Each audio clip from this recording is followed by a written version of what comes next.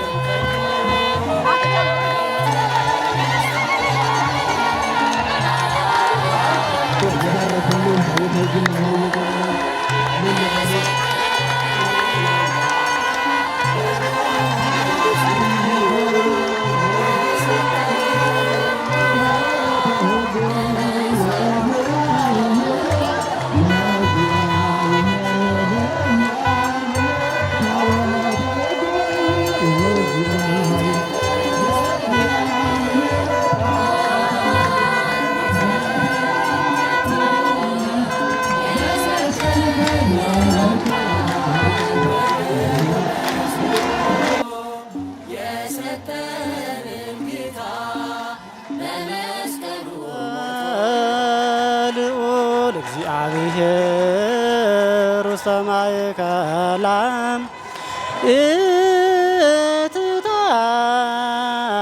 እትታወክ ወይረድእ እግዚአብሔር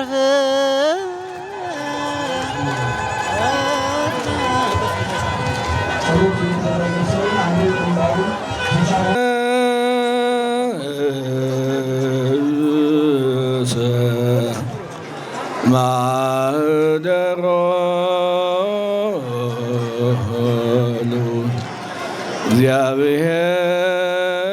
እግዚአብሔር ውስተ ማእከላ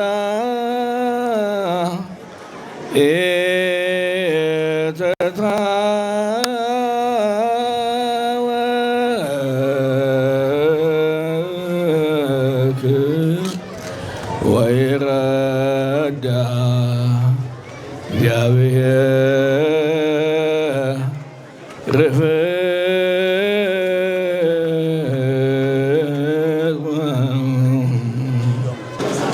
የዮሐንስ ወንጌል ምዕራፍ 10 ከቁጥር 22 ወኮነ በውእቱ መዋዕል ሐድሶ ሕንጸታ ለኢየሩሳሌም ወክረምት ውእቱ። በዚያ ወራት የኢየሩሳሌም ሕንፃ ይታደስ ነበረ፣ ክረምትም ነበር። ጌታ ኢየሱስም በቤተ መቅደስ በሰሎሞን ደጅ ይመላለስ ነበር። አይሁድም እሱን ከበው እስከ መቼ ድረስ ሰውነታችንን ታሰቅቀናለህ፣ ታስጨንቀናለህ? አንተ ክርስቶስ እንደሆንክ ገልጠህ ንገረን አሉት። ጌታ ኢየሱስም መልሶ እንዲህ አላቸው፣ አታምኑም እንጂ ነገርኋችሁ። እኔ በአባቴ ስም የምሰራው ሥራ እሱ ምስክሬ ነው። እናንተ ግን አታምኑኝም። እንደነገርኋችሁ ከበጎቼ ውስጥ አይደላችሁምና። የእኔ የሆኑት በጎቼ ግን ቃሌን ይሰሙኛል። እኔም አውቃቸዋለሁ፣ እነሱም ይከተሉኛል። እኔም የዘላለም ሕይወትን እሰጣቸዋለሁ፣ ለዘላለሙም አይጠፉም። ከእጄም ነጥቆ የሚወስዳቸው የለም። እነሱን የሰጠኝ አባቴ እርሱ ከሁሉ ይበልጣልና ከአባቴ እጅ ነጥቆ መውሰድ የሚቻለው የለም። እኔና በአንድ ነን። ዘያምን በወልድ ቦ ሕይወት ዘላለም ነአምን በቃለ ወንጌል ቅዱስ አማረነ ክርስቶስ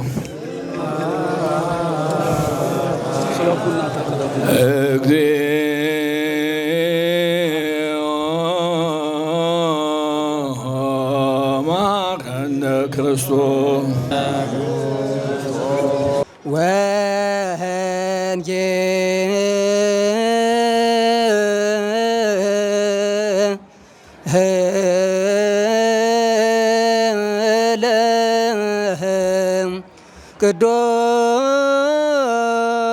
ቅዱስ ዜናው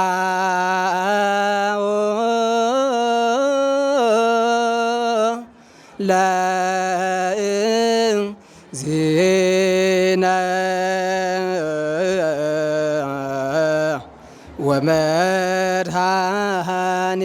ወመድኃኒነ ኢየሱስ ክርስቶስ ዘዚነወ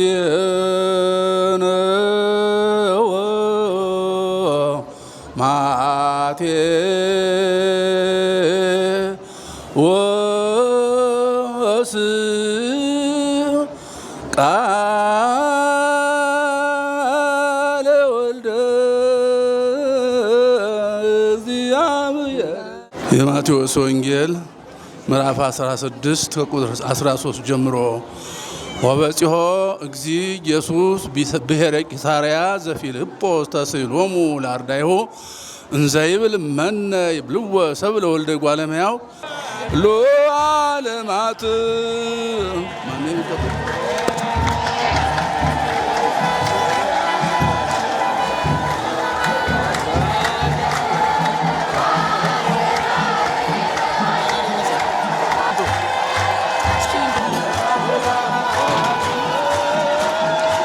የሉቃስ ወንጌል ምዕራፍ 6 ከቁጥር 47 እስከ መጨረሻው። ኩሉ ዘይመጽእ ሀቤ ወይሰምዓኒ ቃሌ ወይገብሮ አርየክሙ ዘይመስል ኩልነ ወባይ የማርቆስ ወንጌል ምዕራፍ 9 ከቁጥር 2 እስከ ቁጥር 11።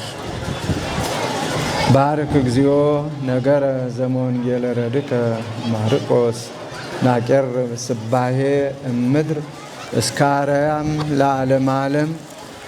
ወአመሰዱ ስለት ነሶሙ እግዚ ኢየሱስ ለጴጥሮስ ወለያዕቆብ ወለዮሐንስ ዋይረጎሙ ደብረ ነውሃ በባሕቲቶሙ ወተወለጠ ራዩ በቅድሚሆሙ። በስድስተኛው ቀን ጌታ ኢየሱስ ጴጥሮስን ያዕቆብንና ዮሐንስን ወሰዳቸው። ለብቻቸውም ወደ ረጅም ተራራ አወጣቸው። መልኩም በፊታቸው ተለወጠ፣ ልብሱም ተብረቀረቀ፣ እጅግም ነጭ ሆነ። ሸማ ጣቢ በምድር ላይ እንደዚህ አይነት አድርጎ ሊያነጻ አይችልም። ሙሴና ኤልያስም ከጌታ ከኢየሱስ ጋር እየተነጋገሩ ታዩአቸው። ጴጥሮስም መልሶ ጌታ ኢየሱስን መምህር፣ ከዚህ ብንቀመጥ ይሻለናል። 3 ዳስም እንስራ፣ አንዱን ላንተ፣ አንዱን ለሙሴ፣ አንዱ ለኤልያስ አለው። ደንግጠው ነበርና የሚናገረውን አያውቅም ነበር። ብሩህ ደመና መጥቶ ከበባቸው። የምወደው ልጄ ይህ ነው፣ እርሱን ስሙት የሚል ቃል ከደመና መጣ። ከዚህም በኋላ ቀና ብለው በተመለከቱ ጊዜ ከጌታችን ከኢየሱስ ክርስቶስ ብቻ በቀር ሌላ ከነሱ ጋር ያዩት የለም። ከተራራውም ሲወርዱ ጌታ ኢየሱስ ያዩትን ለማን እንዳይናገሩ አዘዛቸው። የሰው ልጅ ከሙታን ተለይቶ በሚነሳበት ጊዜ ካልሆነ በቀር ቃሉን ተቀበሉ። ተመራመሩትም፣ ከሙታን ተለይቶ መነሳት ምንድን ነው ብለው። ዘቦ እዝን ሰሚያ ለይስማ።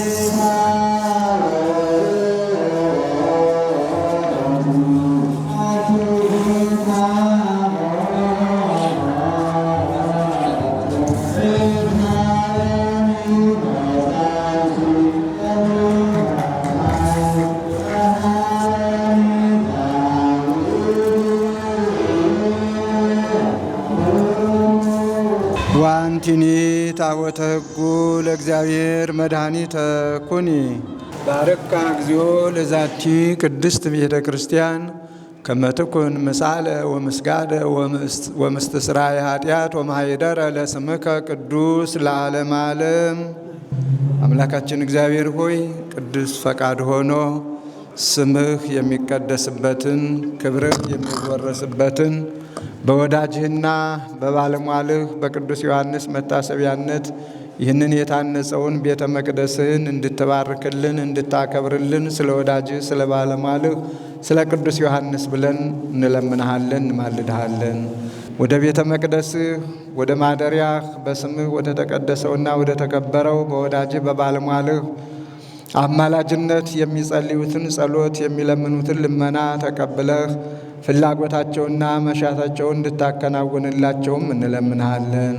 ስለ ቸርነት ስለ መግቦትም ክብርና ምስጋናን እናቀርብልሃለን።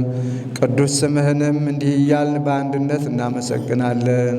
አባታችን ሆይ አሜን። ጌታዬ ኢየሱስ ክርስቶስ የኔንም የእናንተንም ኃጢአት ይቅር ይበለን። በሐሌዮ በገቢር የተደረገውን ሁሉ ማይሰራ ኃጢአት እግዚአብሔር ይፍታ።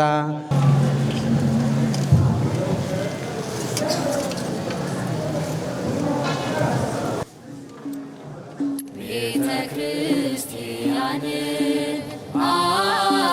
አንተውም ከቶ የሰጠንን አምላክ በደሙ መስርቶ የሰጠንን ጌታ በመስቀሉ ሞቶ የአምላካችንን ቤት አንተውም ከቶ ቤተ ክርስቲያን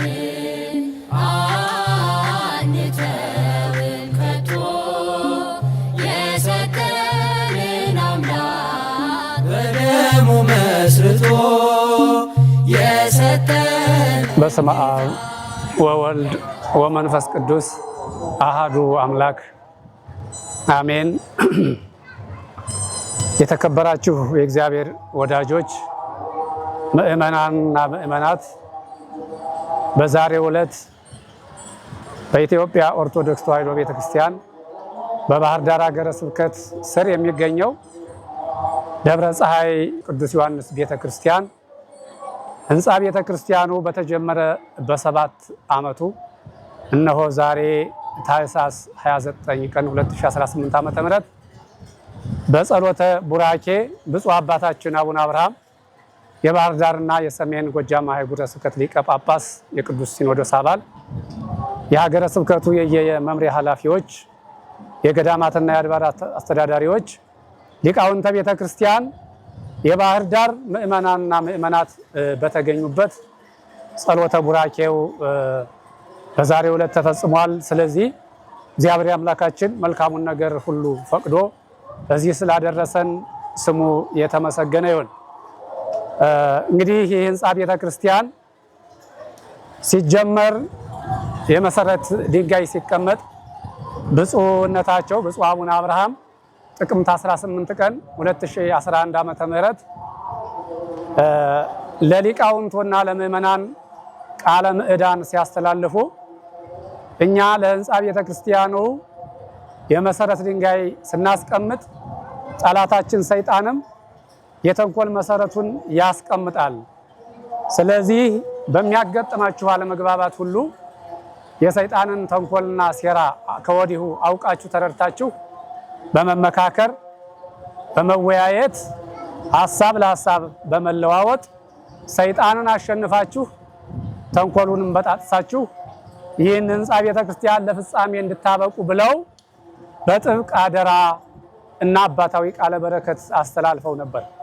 ስለዚህ በዛሬው ዕለት የብፁዕነታቸውን አደራና ቃለ በረከት መሰረት በማድረግ የደብሩ አገልጋዮች ካህናት፣ የአጥቢያው ነዋሪዎች ምእመናንና ምእመናት፣ ሁሉም የቤተ ክርስቲያኒቱ ጉዳይ የሚመለከታቸው አካላት በፍቅር በአንድነት በሰላም ተመካክረው ሐሳባቸውን፣ ጉልበታቸውን፣ ገንዘባቸውን፣ ሁለንተናቸውን ለቤተ ክርስቲያኑ አበርክተው እነሆ ህንፃ ቤተ ክርስቲያኑ ተፈጽሞ ለምርቃን በቅተናልና እግዚአብሔር አምላካችን የተመሰገነ ይሁን እላለሁ።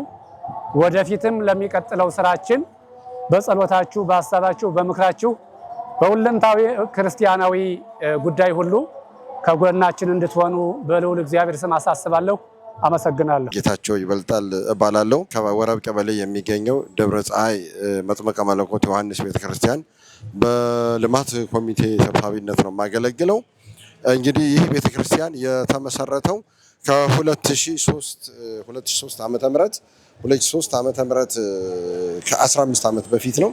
ይህ ቤተክርስቲያን አንዲት እናታችን ወለተ ማርያም በምትባል እርሷ ከአንድ ግለሰብ ላይ የሆነ ቦታውን መቃረቢያ የምትሆን ቦታ በግብይት አድርገን ጀመርነ። ከዛን ጊዜ ጀምሮ የአካባቢው ማህበረሰብ ቦታ በመስጠት በአርሶ አደርነት የሚተዳደር ማህበረሰብ ነው። በሬውን በመስጠት አዝርዕቱን በመስጠት የእርሻ መሬቱን በመስጠት እየተባበረን ከ15 ዓመት በኋላ ይኸው ለዚህ ለፍጻሜ በቅቶልናል። ይህንን ስራ ለመስራት ግን የአካባቢው ማህበረሰብ እንዳልኩት በጣም አስተዋጽኦ አግዞናል። እንደገና ደግሞ በማስተባበር ደግሞ አብረውን ያደጉ ወንድሞች ከኢትዮጵያ ውጭ ያሉ፣ አሜሪካን ሀገር ያሉ፣ ከኢትዮጵያ ውስጥም ያሉ፣ በኢትዮጵያ በተለያዩ ቦታ ያሉ በማስተባበር እየነገርናቸው ከጎናችን ሆነው በጣም ያገዙ ወንድሞች አሉ። ከኢትዮጵያ ውጭም ከኢትዮጵያ ውስጥም ያገዛችሁን በሙሉ እጅግ አክብሮት እጅግ በመጥምቀ መለኮት በአቡነ ሐራ ስም ይሄው በረከት በእውነት ይድረሳችሁ እንላለን። ጎናችን ለነበራችሁ ቦታው ላይ ከመጀመሪያ ጀምሮ ማህበረ ካህናት ላይ ደግሞ አብራችሁን ለነበራችሁ ካህናት በእውነት መጨረሻ ላይ በንስሐ ልጆቻችሁ በማስተባበር የሰራችሁ ስራ እጅግ በጣም የሚያኮራ ነው። ስለዚህ ቦታው ትልቅ ደረጃ እንደሚደርስ እርግጠኛ ነን። እግዚአብሔር አምላክ የቅዱሳን አምላክ የአቡነ ሐራ ጻድቁ የመጥምቀ መለኮት ዮሐንስ አምላክ ረድቶና ትልቅ ቦረቻ ያድርስልን። ሲቋቋም ጀምሮ እስካሁን ድረስ 9 አለቃ ተቀያይረውበታል። 9 አለቆች ተቀያይረውበታል። ስለዚህ አለቆችን በእውነት አሻራችሁን አስቀምጣችኋል። የተለያየ ነገር ውሃ በማስገባት ቦታውን በማስተባበር ምን በማለት ከጎናችን የነበራችሁ 9ኙም አለቆች በእውነት በመጥምቁ ዮሐንስም በረከት ይድራችሁ እንላለን። ሊቃውንት በእውነት ቦታው አስቸጋሪ ነው። ዙሪያውን ኢንዱስትሪ ሰፈር ነው። ነገር ግን በዚህ ቦታ ሳትለዩ ከጎናችን የነበራችሁ ማንኛውም በእውነት በረከት ይድረሳችሁ እንላለን። እጅግ በጣም ኮርተናል። ከዚህ በኋላ ደግሞ ትልቅ ደረጃ ትምህርት ቤት አስበናል። ይሄው ትራንስፈርመር አስገብተን ወፍጮ ተተክሏል። ወፍጮውንም እንደዚሁ ጎብኝታችሁልን ሂዱ።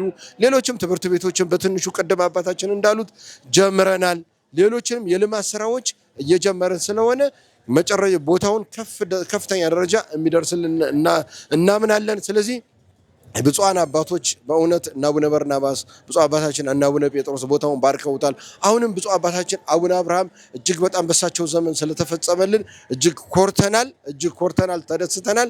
ቦታውን ይባርክልን፣ እግዚአብሔር ያክብርልኝ።